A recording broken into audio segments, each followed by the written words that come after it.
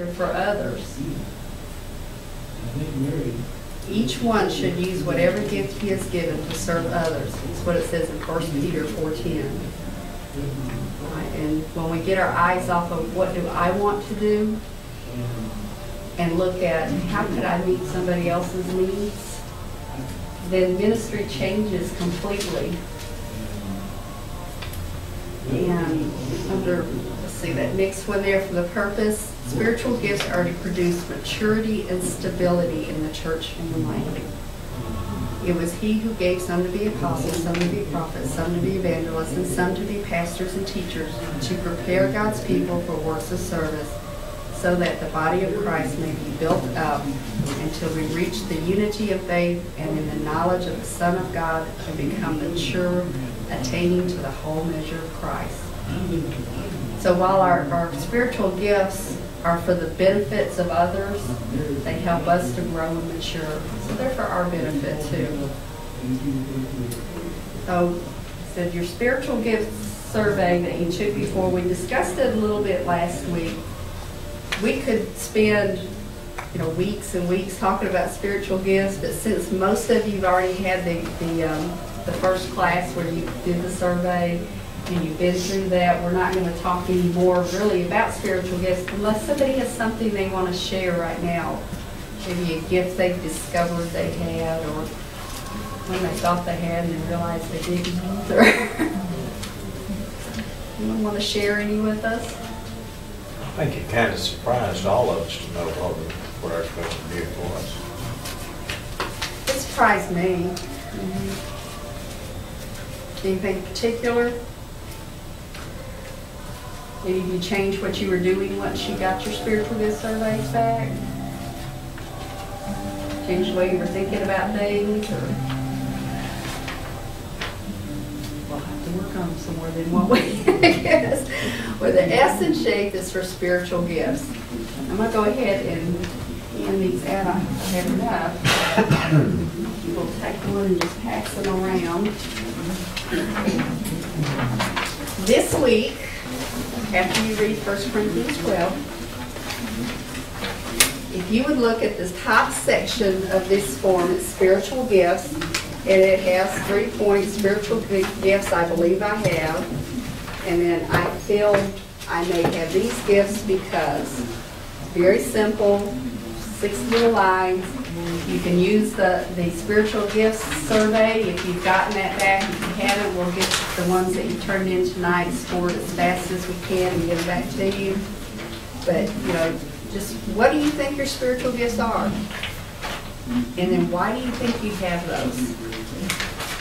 And if you have any trouble filling out that section, so go back to your survey, come up and talk to me, and we'll sit down and figure out something for you there. But just kind of highlight your spiritual gifts there. The second section is your heart. And we monitor your heartbeat on our handout there. What is your heart? Fight to keep them on. What keeps you going? Can you live without your heart? It's kind of hard to do, isn't it? It'd be a little hard. What are some other ways that a heart is described? This is whatever is in your heart. The way you speak, you can basically tell what a person speaks is what's in their heart. Okay. Who you are. It's who you are. You might be described as your driving impulse, that vital force that keeps you going. We each have a different heartbeat. If you've ever watched an EKG, and we've all seen TV, so we've at least seen them there. No EKG is alike. I mean, they're all different. Each individual, it's about like a fingerprint, from what I understand. Each one's slightly different, yet we've all got to have that beat going, don't we? God's given each one of us our very own emotional heartbeat.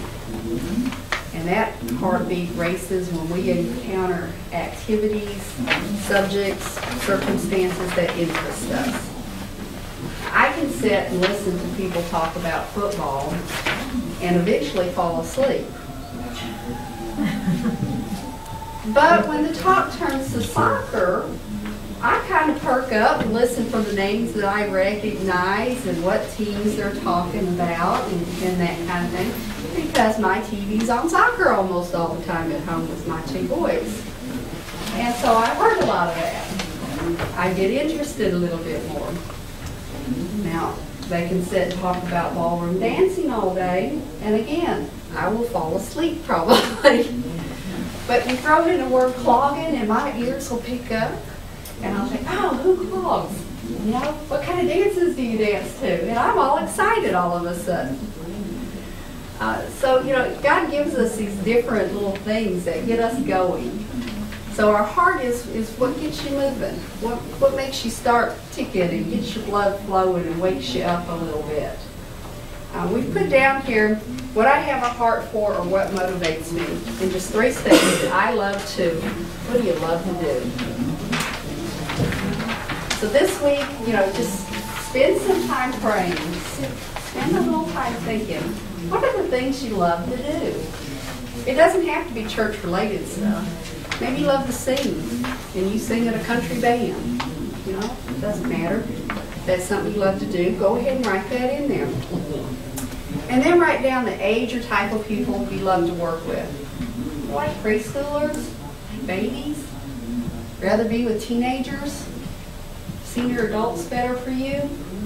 You know, do you like to stay right in your age group, or is there a specific group you like?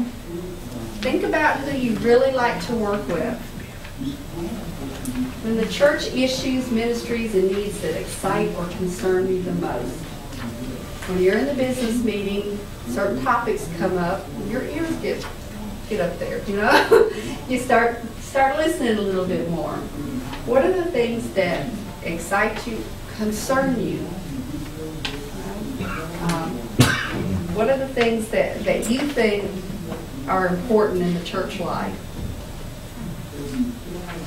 And then this one is probably the most important question of this whole questionnaire. If I knew I couldn't fail, this is what I would attempt to do for God with my life. Don't spend a minute and write down an answer there. Spend this week thinking while you're in the shower, while you're driving down the road, whatever you're doing. I want you to really think about, if I knew I couldn't fail, if I knew I could do anything at all, what would I do for God? And it doesn't have to be something that makes sense.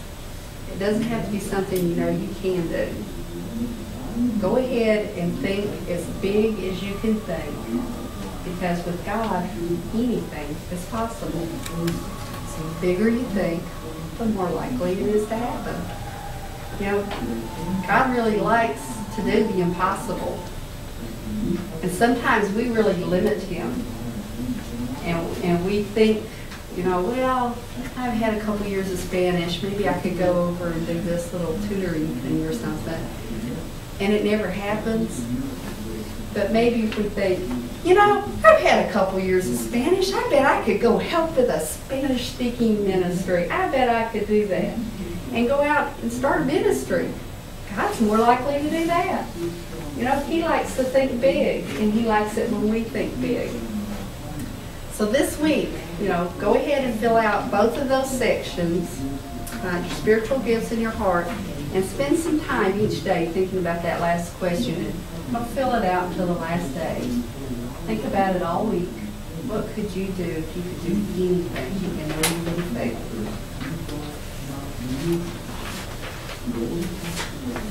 You know, most people never really take the time to sort out what they like to do or what motivates them. A lot of people get in a job because they happen into it and they stay there. And they might be happy doing it, or they might be bringing home a paycheck. But, you know, sometimes if we'll just stop and think about what motivates us You know, we might stay in that same job. I'm not saying go out and change your jobs or anything, but it'll help us see the other areas